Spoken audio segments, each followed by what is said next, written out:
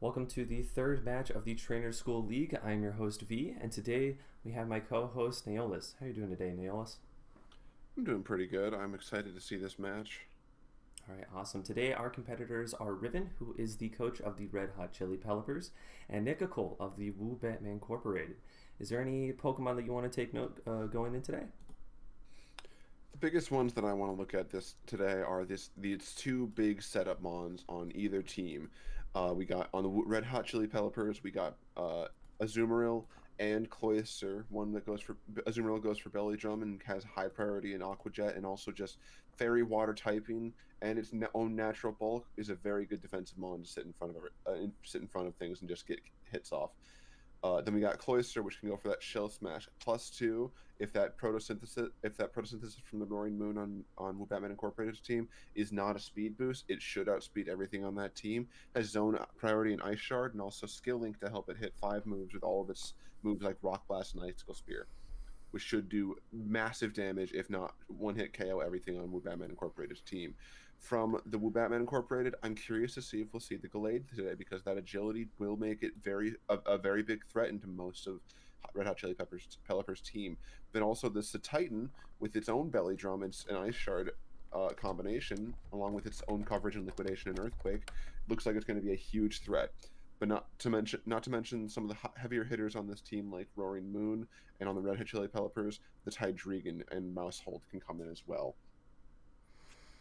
Yeah, and I'm on the Red Hot Chili Peppers. What I'm looking at over there is that Wu Chen, that definitely sleeper speed Pokemon.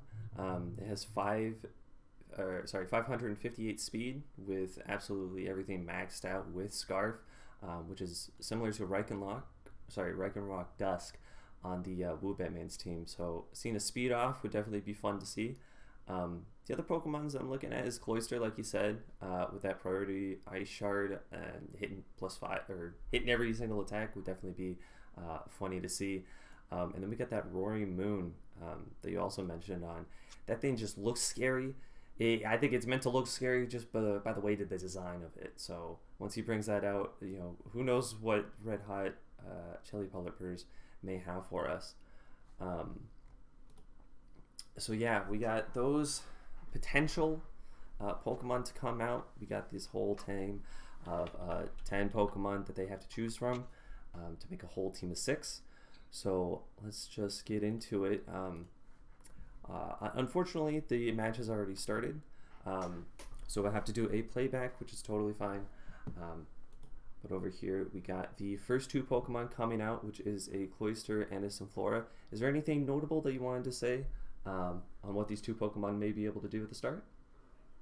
Now, this Sunflora can hit very hard into this Cloyster with a Leaf Storm or something like that, or anything of that variety. But this Cloyster may see an opportunity in front of this Mon, which is this Sunflora, which is typically pretty underrated, I would say, and under people think it's a bit of an underwhelming Mon. It may see an opportunity to set up a Shell Smash. Yeah, so let's just get into it and see what they can do. So yeah, it gets off the shell smash immediately, getting all those buffs and debuffs. Solar Power with a sunny day, and that Sunflower is out. And then we got the Roaring Mood Protosynthesis. Now, Roaring Switches Moon into coming a in here. Steel Sight. Uses its Terra type. That is the first Terra terrestrialization of this league, and it's a great defensive type into this Cloyster. However, I don't think he was predicting he was expecting the Sash on this Cloyster. But it is interesting to see how that will work out. Now, this Titan comes in, and it does have its own priority, so it can finish off the Cloyster here. Especially after that Citrus Berry proc, it will be healthy enough to survive an Ice Shard from the Cloyster. You have to worry about it going for that, but it does go. The Cloyster does go down, and here comes the Azumarill, and we have a drum beat off. It's just both of the mons going for Belly Drum. Unfortunately, I don't believe that this is going to end in this Titan's favor. The Figgy Berry proc on the Azumarill gets to go for the Aqua Jet and kill this Titan right there. Now let's Oh take a yeah. pause here, just because that's just some lightning fast action. What else? Now that we've come to this point in the match, what do you think this is looking like? This is definitely looking scary. I would definitely say that, especially with an Azumarill with +4 attack. It is a bulky guy. It's now going to hit like a bulky guy. That thing is just a train coming for that Breloom. And now we got going on. So now it's a Aqua Jet right over to the Breloom with a substitute and a Toxic Orb. So let's see what that's going to hound up. And now we got the War Trend coming out. Leech Seed, but immune, which is pretty entertaining to see. And now it looks like that Breloom is focusing up with Focus Sash. And that Ruination damages, but it doesn't do much with the Focus Punch onto the Wu-Chen. And it's just hiding behind that substitute. So yeah, let's take a little rest here and just review what happened once that Wu-Chen hit that rest. So it looks like this Wo-Chien wants to go for potentially a Sleep Talk set.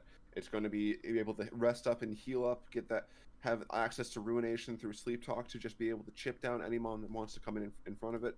However, this Breloom sitting behind the substitute is slowly just healing up more and more, and since Ruination is based on the max health of what is on the current health of the Pokemon it's attacking, it is only going to do a very small amount of damage to this substitute, which has 25% of the Breloom's health as its health pool, so it won't be able to break it the first time.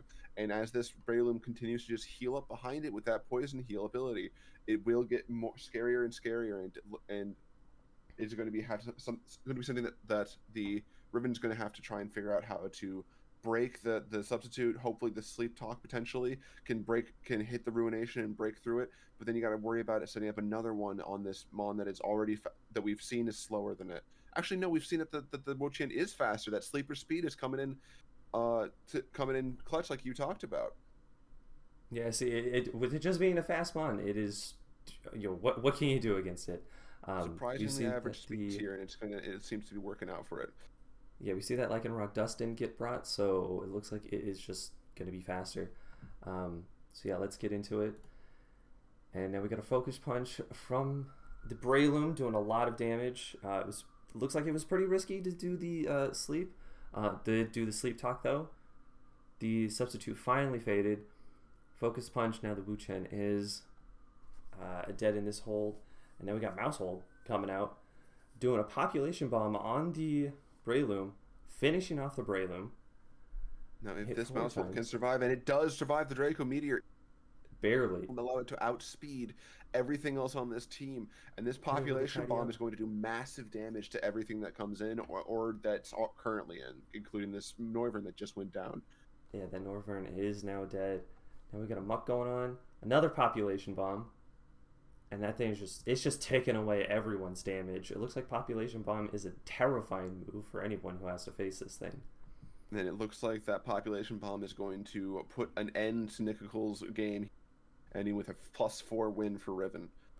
Yeah, definitely an amazing match from both members. That Sunflora with that Solar Power Sunny Day is setting up for the photosynthesis. Was definitely a good little synergy that his team had. So it was definitely nice to see that Sunflora go off. I know that when we were picking our mons, we were looking at Sunflora going, what does this thing do? It's just a little sunflower guy. And turns out it can do a lot of stuff. It can do a lot of synergies with Nickel's team. I'm excited to see it do more and hopefully survive for a turn after the fact, after setting up the Sunny Day next time, and maybe show off some of its power. But I think the Sunny Day will be enough to set up just to allow this Roaring Moon to bring any other item but a Booster Energy. But Booster Energy still will be valuable going forward for this Roaring Moon. Well played by both teams. I say that Nickel played around that first turn, so that Cloyster incredibly well. The Terra Steel, the first terrestrialization of this league, really did wonders for him in allowing him to be able to take care of this Cloyster.